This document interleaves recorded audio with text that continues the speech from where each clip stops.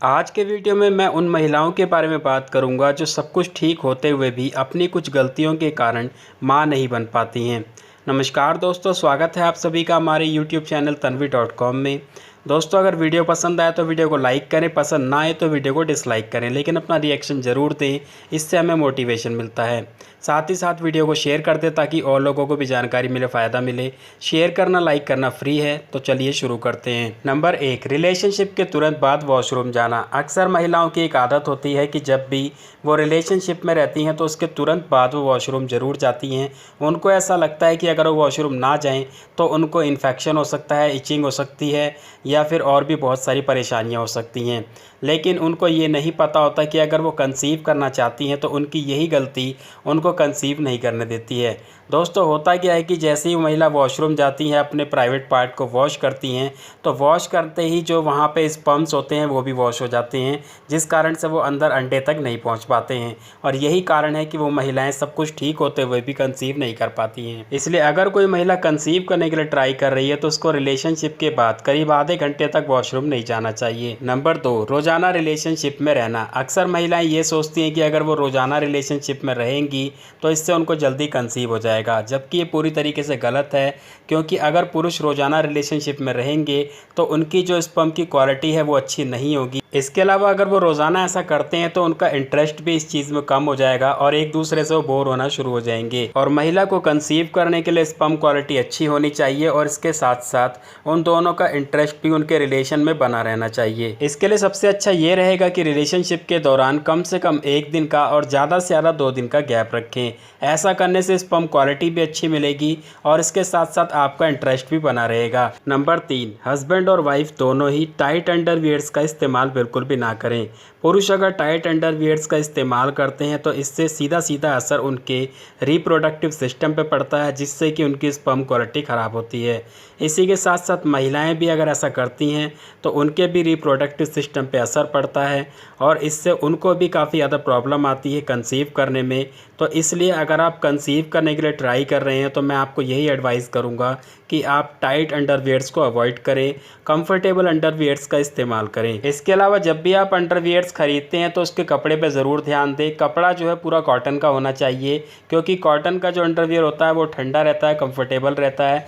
वहीं कुछ लोग जो है नायलॉन के अंडरवियर्स जो है इस्तेमाल करते हैं, क्योंकि वो थोड़े ज़्यादा अट्रैक्टिव होते हैं, डिज़ाइनर्स होते हैं, लेकिन वो गर्मी पैदा करते हैं, इसलिए आप उसका इस्तेमाल ना करें। Number 4, mobile phone radiation. दोस्तों, बहुत सारे लोगों को पता नहीं है कि ये जो मोबाइल फ़ोन हम इस्तेमाल कर रहे हैं इसमें से जो रेडिएशन निकलती है बहुत ही ज़्यादा खतरनाक होती है।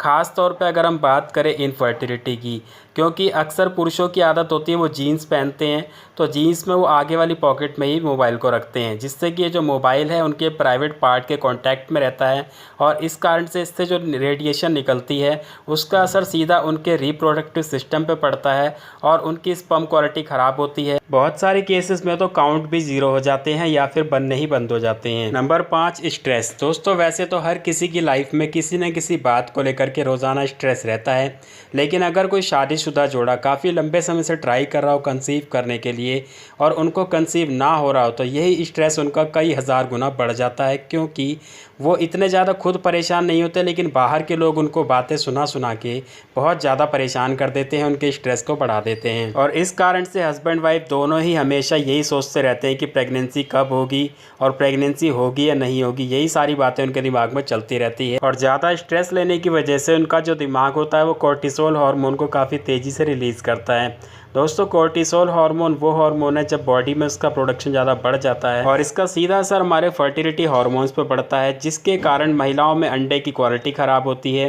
पुरुषों में स्पर्म क्वालिटी ख़राब होती है।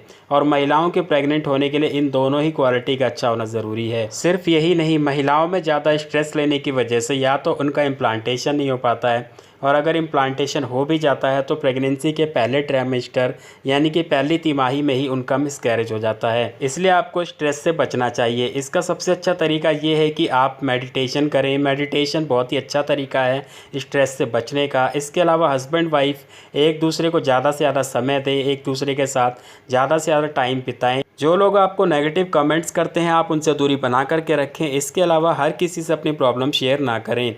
लोग प्रॉब्लम सुनने के बाद आपको सॉल्यूशन नहीं देंगे बल्कि और मज़े लेंगे। नंबर 6, देर रात तक जागना। आजकल के लाइफ स्टाइल में हर किसी को देर रात तक जागने की आदत हो गई है। ख़ास तौर पे मोबाइल फ़ोन को लेकर के लोग घंटों लगे रहते हैं, रात के 1-1, 2-2 बजे तक वीडियोज़ देखते हैं, गेमिंग करते हैं। इसके अलावा और भी बहुत सारी चीज़ें। लेकिन यहाँ पे मैं आपको बताना चाहूँगा कि अगर आप चाहते हैं कंसीव करना और एक हेल्दी बेबी को जन्म देना चाहते हैं तो इसके लिए आपको अपने सोने का शेड्यूल सबसे पहले बनाना पड़ेगा। इसके लिए आप रात के 10 बजे तक किसी भी हालत में ज़रूर सो जाएं और सुबह 6 बजे तक उठ जाएं। इसका मतलब ये कि रोज़ाना आपको 8 घंटे की नींद ज़रूर लेनी है। जब आप नींद पूरी करके उठते हैं तो आप काफ़ी ज़्यादा फ्रेश महसूस करते हैं। आपके बॉडी के हार्मोन्स काफ़ी ज़्यादा एक्टिव हो जाते हैं और अच्छे से काम करते हैं। वहीं अगर आप नींद कम लेते हैं तो आप बहुत ज़्यादा चिड़चिड़ापन महसूस करते हैं, आपके हार्मोन्स इम्बैलेंस हो जाते हैं। तो अगर आपको यकीन नहीं होता है तो आप इसको आजमा करके देख सकते हैं। जब आप ऐसा करेंगे तो आपको 1-2 दिन में ही इसका असर दिखना शुरू हो जाएगा। Number 7, exercise. दोस्तों, एक्सरसाइज करना हर किसी के लिए ज़रूरी है। फिट रहना ज़रूरी है अगर आप चाहते हैं कि प्रेगनेंसी कंसीव हो, एक हेल्दी बच्चा जन्म ले, तो इसके लिए आपका फ़िट रहना ज़रूरी है। लेकिन कई बार क्या होता है कि डॉक्टर जब किसी कपल को ये कहते हैं कि आप एक्सरसाइज करें, फिट रहें, तो कपल जो है एक्सरसाइज तो करते हैं लेकिन उनमें एक अलग ही जोश होता है एक्सरसाइज को लेकर के।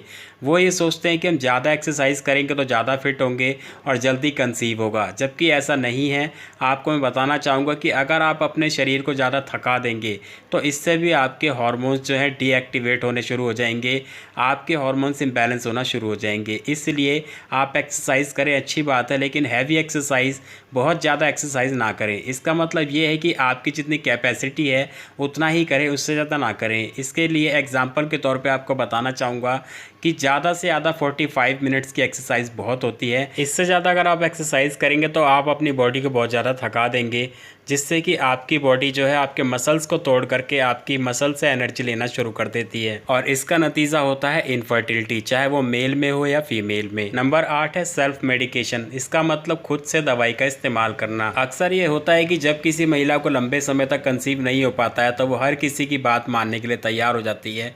उसके दिमाग में ये रहता है बस कंसीव हो जाए, चाहे वो कैसे भी हो। उसकी सहेली कह दे कि मैंने ये वाली दवाई खाई थी, मुझे प्रेगनेंसी हो गई, तुम भी ये वाली दवाई खा लो, तो वो बिना सोचे समझे वो दवाई लेकर के खा लेगी, जबकि उसे ये सोचना चाहिए कि उसकी सहेली को क्या प्रॉब्लम थी, डॉक्टर ने क्यों दी। ये सब बातें वो नहीं सोचेगी, बस वो ये सोचे कि हाँ इस दवाई से कंसीव हुआ तो मैं भी यही खा लेती हूँ, मुझे भी कंसीव हो जाएगा।